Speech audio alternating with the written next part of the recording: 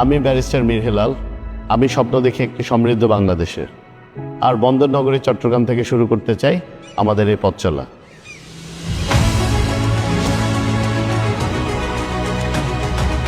উন্নয়নের নামে শুধু সেতু, সড়ক কিংবা দালান নয়, উন্নয়ন আনতে চাই জীবনযাত্রায়। স্বস্তি, সেবা ও সামাজিক নিরাপত্তাই আমাদের প্রতিশ্রুতি। সমাধান করে এগোবো আপনাদের পাশে থেকে, আপনাদের এই কণ্ঠস্বর হয়ে।